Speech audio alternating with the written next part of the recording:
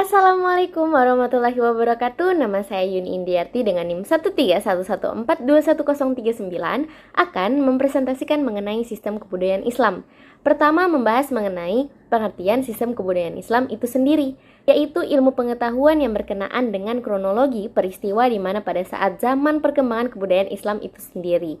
Nah, contohnya apa? Contohnya ketika Nabi Muhammad SAW mendapatkan wahyu dan beliau mencoba untuk melakukan dakwah namun mendapatkan halang dan rintangan yang sangat besar, sehingga akhirnya membuat beliau melakukan dakwah hanya pada kerabat dan keluarganya saja.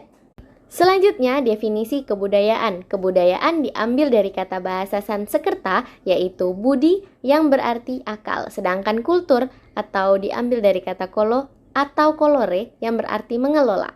Lanjut, definisi kebudayaan dibagi menjadi 6 kelompok. Yang pertama ada pendekatan struktural yang menekankan kepada sejumlah isi yang terkandung di dalamnya. Yang kedua ada pendekatan historis yang menekankan kepada harta warisan dan sosial. Yang ketiga ada pendekatan normatif. Dan yang keempat ada pendekatan psikologi atau yang menekankan kepada proses penyesuaian diri dan proses belajar. Kemudian yang kelima ada pendekatan struktural yang menekankan kepada aspek pola dan organisasi kebudayaan. Yang terakhir keenam ada pendekatan genetik yang menganggap bahwa kebudayaan itu merupakan alat-alat, benda-benda, simbol maupun ide.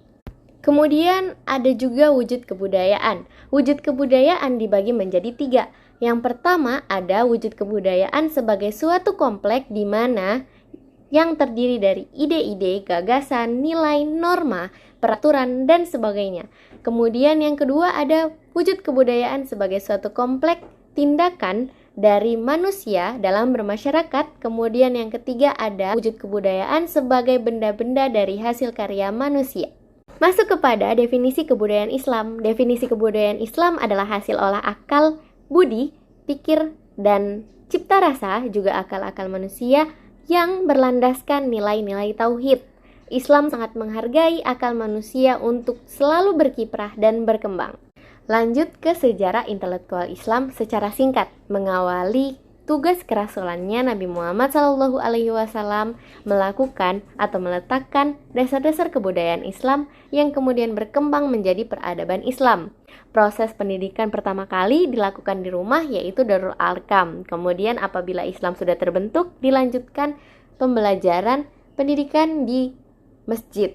Dan kedua tempat yang dilaksanakan sebagai tempat pendidikan ini dilaksanakan di lingkungan yang besar atau disebut dengan halakoh. Selanjutnya nilai-nilai Islam dalam budaya Indonesia.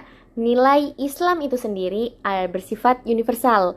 Nah, maka dari itu sangat memungkinkan kita untuk melihat Nabi Muhammad SAW dalam hal muamalah, apalagi ada nuansa-nuansa yang dapat kita aktualisasikan dalam kehidupan modern kita dan kita kombinasikan dengan nuansa budaya lokal masing-masing. Contohnya cara makan dan cara berpakaian. Dalam ajaran Islam itu sendiri sebenarnya meniru budaya orang lain itu tidak ada masalah.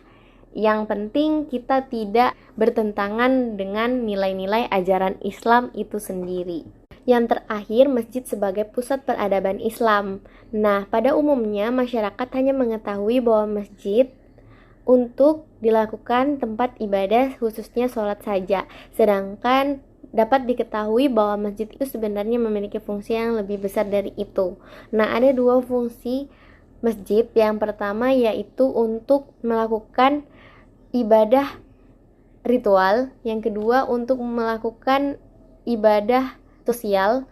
Dan jauh daripada itu, masjid digunakan sebagai pusat peradaban umat Islam dan pusat pembinaan umat Islam. Baik, sekian hasil presentasi saya mengenai sistem kebudayaan Islam. Lebih dan kurangnya mohon dimaafkan. Wabillahi taufiq wal hidayah. Wassalamualaikum warahmatullahi wabarakatuh.